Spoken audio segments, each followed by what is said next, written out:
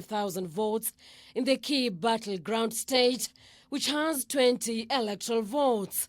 Almost 6.6 million votes have been counted in Pennsylvania, and the count continues as localities continue to verify and count mail-in and provincial ballots. Thank you. Biden earlier Friday had taken the lead in Georgia, which has 16 electoral votes. If Biden winds up winning both Pennsylvania and Georgia, it would be mathematically impossible for Donald Trump to reach the 270 electoral votes threshold needed for victory. The United States Postal Service said about 1,700 ballots had been identified in Pennsylvania at processing facilities during the two sweeps Thursday and were in the process of being delivered to election officials, the Associated Press reports. Vote counting is still ongoing in North Carolina, where Trump leads by 1.4%, with 95% of expected votes counted, and Alaska, where Trump has 62.9% of the vote, with 56% of the votes counted. But if Biden wins either Pennsylvania or Georgia, Nevada and Arizona, he would win the presidency. To me, this is a very sad moment. In conversations with allies in recent days, President Trump has said he has no intention to concede the election to Joe Biden, even if his path to a second term in office is effectively blocked by losses in places like Georgia and Pennsylvania. Aides, including his chief of staff, Mark, have not attempted to bring Trump to terms of what's happening and have instead fed his baseless claim that the election is being stolen from him. Trump allies have grown concerned that someone is going to have to reckon with the president, that his time in office is potentially coming to an end, though they have not decided who should be the one to do it. Angela Cherur, K24, Weekend Edition. A very close rally there between Biden and Trump. And of course, we're waiting to hear what the announcement is going to be. And may the best man win. Welcome back to The Loop. My name is Mike Washir. And of course, here we're talking about a very important issue. Is parenting everything you dreamt it would be? And the WhatsApp number is on the screen right now. And we want to know, what are your thoughts on it? If you're a parent, you've got kids, do you have regrets? Are you struggling? We want to talk about that and so much more on the show here today. And we've got an exciting panel with us. Actually, let's get to meet them. They're here with Valentine. Welcome, ladies. Jerry, like what you said, because we already played the clip, and you said that you have certain regrets about motherhood. Yes. So for clarity, how many children do you have? 2 biological and 1 gift. 1 gift? Yes. Okay. And did you feel that way at the time of the video, or do you still feel that way even today? Well, I didn't. Okay, so I need to explain it, right? I do not regret my children. I regret the timing when they came.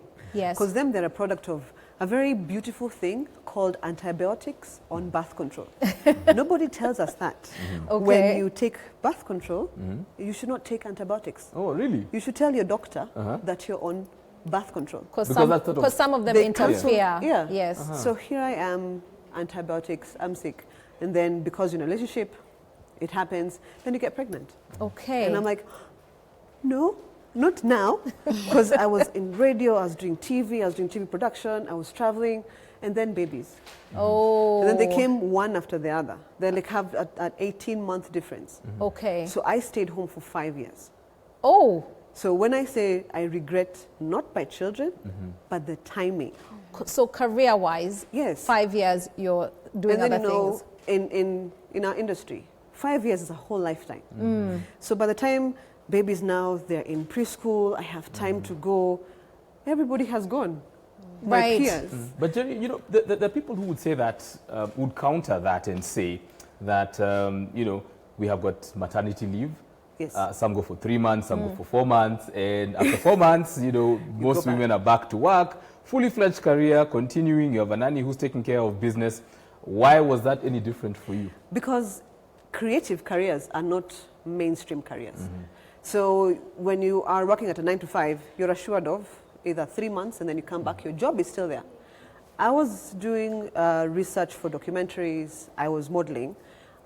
So first, by virtue of modeling, you move from a size 8 to a size 12. I mean, Drastic changes. you cannot come back in 3 months. Okay. Then now you have radio. When you leave and then you leave for long, they will replace you. Yes. Research the same thing. So now you come back to a situation where even pictures that you had done, you can't fulfill them because you've been passed by time.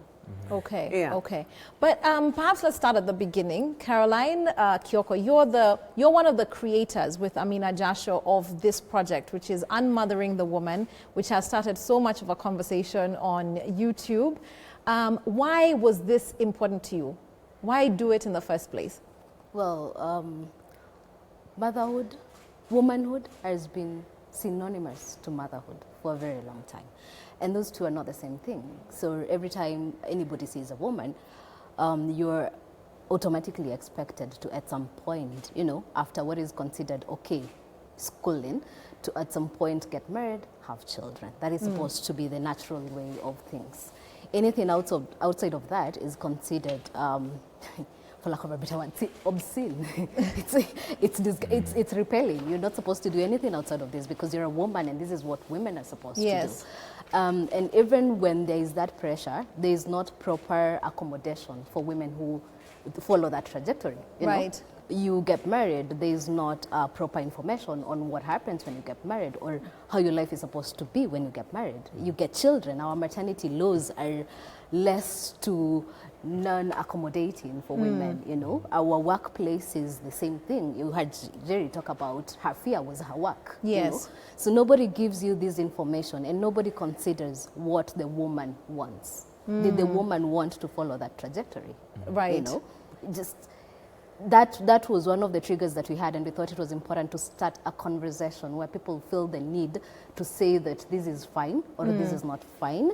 And finally, probably at some point when we start this conversation, people can be comfortable to say that this is what I want and this is not what I want. I have a question, Caroline, because, you know, the whole controversial issue of being pro-choice in this country, you know, raises very many red flags, you know.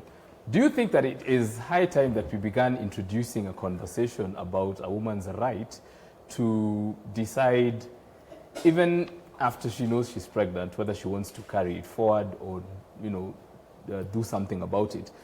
Taking into consideration those things that Jerry is talking about, that, okay, this happened, it was not any fault of my own, I was using contraceptives, but I did everything I was supposed to do, but I'm not ready to have this child, but here's society telling me that this is the best thing that is, you know, as a woman, you should be celebrating this thing.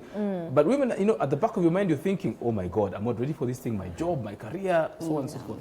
Do you think it's high time we began exploring a conversation around women's rights to choose whether to, you know, continue with full-time with children? I will have a different wording for that because wordings are very important. I will say that it is high time that women were considered human beings who have a mind that is able and capable of making a decision for what and of what they want. If that is considered pro-choice, then it's your wording, not mine. But if a woman decides that I am not ready to have a child, a child is a psychological issue. You know, you have to be ready and in that space to have a child. The idea of forcing people to just, this conversation about mtoto anakuja na sahani yake, really, it doesn't work like that. We live in Africa. This is a broke continent. There are many sahanis that have not arrived. You know? Yes. So if somebody can make a decision to work, if somebody can make a decision to vote, why is it that they cannot make a decision about their body? About procreation. I have a question. Now you said this. Yes. When I watched it, I was like, yo, she's so brave. What has happened since you said what you said? Well, the conversations have started. Okay. That is the one thing that I said, I will own my truth. Because I sat with myself. And it's a human emotion. The same way, you know, guys, you buy shoes. Your shoes are like almost like 8,000, 9,000. Then you buy them and then you go like, why did I buy the shoe for that much? So you're allowed to feel that. Now, we're not saying that I can return a baby, but then when I find out I'm pregnant, I should be allowed to sit with myself and say, "Anyway, this is a hard one, right? Am I Yes. really ready?" And then, so that's the conversation that has started. There's also a grief, a mourning period that I went through during Yeah. my pregnancy. I was very happy to be pregnant, but I was also very clear that a certain aspect of my life was over. I would Yes. never go back, Exactly. God willing, to being like a That one. non-mother. I Yes. don't want, it's not that I want to go back there, but I had to like make terms with that part of my life is over. That thing of your friends call you at 10 p.m. Wait, I can't do that. Yeah. You know what I mean? Yeah. My budget that used to be entirely my own. Yeah. Yes. Ways I didn't have to be considerate of another person, holidays, things, all that ends. It changes. And that's the thing. And I went through a grieving, and my father was very much like, what's going on with you? And I was like, I'm happy, but also I'm a bit sad. Like, this is over. This is exciting. But, Yeah. But you Valentin, can that feel also- two things. Yeah, but that also brings a very interesting conversation and dynamic to this story. Because as a man, I would ask, why is it you are the one who had to give up everything? Why couldn't your partner, and I don't know what the, Yeah. Good what the question. issue was there, but in a situation like that, why is it that it is the woman who always has to give up everything, and the man continues, and being a father is almost like a side hustle where you'll come and be like, hey, mtoto amekula saa, shika pesa ukanunue maziwa, and he's off. So you're the one who's left carrying the burden of everything. Should we be looking at a situation where spouses can negotiate so that then you can pick up your dreams and aspirations along the way at some point, and Yes. you also make some Yeah. sacrifices to support you in that journey? That's the conversation now that we should be having moving forward. Because first parenting has been left to women. Because apparently once you're a woman. Parenting is mothering. Yeah. Right? You The see, two are and then like, fathering is helping. I don't He's understand. paying the rent and the electricity. I don't know, and- men And- even and you say need to I'm say thank you. babysitting. Yeah, it's- Their own kids, they That's say your I'm parenting. babysitting. It doesn't make any sense. So what this conversation has started is those conversations where what is the role of your partner in your mothering? Because it's not mothering, it's parenting. If we made this child together, we raise this child together. So we both sacrifice Right. something. See now, when people say women have 9 months to get ready, and then fathers become fathers when the baby comes, that's really unfair, right? Because you're supposed to be there with me, going through all this, but then the guy is like, I'm chill, the baby's coming. I have, I've been paying, but that's not the thing. Right. Then when the baby comes, the guy spends more time outside the house, telling you the baby's crying, and then you're like, and didn't we? Why am I by myself? By myself in Right? this. So now, that's the conversation that has started. But Okay, most men okay. don't look at their role as fathers. They see comes when the baby has reached a certain age where they can now engage, and then they say, "Unilete mtoto akifika 10, 12, Yeah. the time Yes. he needs." If it's a boy, he's going for You initiation want a, rites you want and a those sorts of literate things. child, Yeah. reading, speaking, Yes, walking. communicating. Until then, mtoto ni wa mama. The child belongs to the mother. But that's really... And so you find, even from the very beginning when the child is born, there is no bond between that child and most men, because even during the time of paternity leave, for him it is leave. It's not Yes. paternity leave. It's- For him it's Yeah. leave Yeah. and he has gone out to the bar, or he has gone Yeah. wherever. Yeah. I'm not saying all men are that way, but It's quite a number. Quite Yeah. a number, yes. Yeah. I have a question, Caroline. Is this a rich woman's problem? Which problem? This and mothering the woman, is it like a bougie problem? Or would you say, having done the project, are all mothers in need of this space to separate motherhood and womanhood? All women are in need of that space. Okay. Because all women need to be able to know on agency, autonomy of my body. This is Caroline, this is what I want to be, and this is my career trajectory, and I shouldn't compromise that for anything if I don't want to. All mothers should know, or women should know that they have a choice. Okay. Because a lot of women out there don't know that they have a choice. Okay. And why you're able to distinguish between elite and non-elite, I don't know which one is non-elite, but yeah, why you're able to distinguish that is because the people in the urban centers have been more vocal, or are more vocal about deciding this is what I want to do, or this is what I want to be, to make out of my life. A lot of women in the non-urban centers or non-urban settings are, their life is forced by circumstances. Right. So you woke up, you did this, and you found yourself in this situation, and the situation has to move on. And then let's not also forget stereotypes, where because I'm a woman and I went through this, I believe that it should be okay for every other person to go through that. So when you come to me with a problem, my consolation to you is, don't worry, every woman goes through these, you know? So we have normalized the stereotypes so badly that people think anyone who thinks outside of the stereotype is mad. Okay. Okay. Yeah. In the course of the program, of the project, Caroline spoke to a lady called Sheila who spoke about her journey trying to have a baby. Let's watch the clip.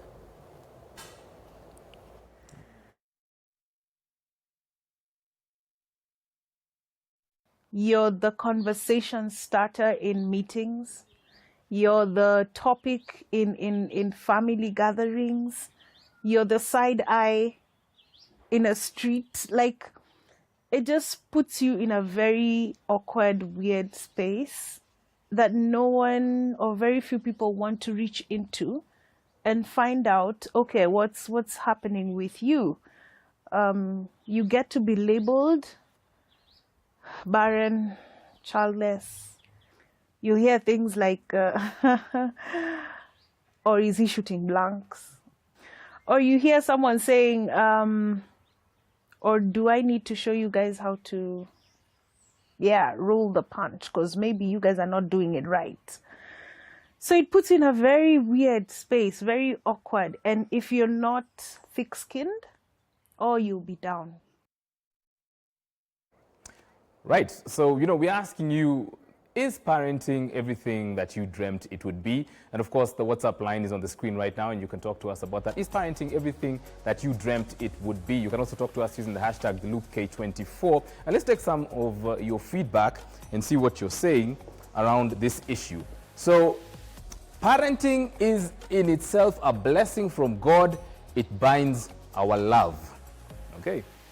Let's see what Nixon Dugire from Kindarume is saying. He's saying most things are good and there are strongest things, but there are evil things too, and you're not doing a child a favor by trying to shield him from reality. Okay. And here's another opinion. Parenting is good with no regrets if the children you invest in become fruitful to parents.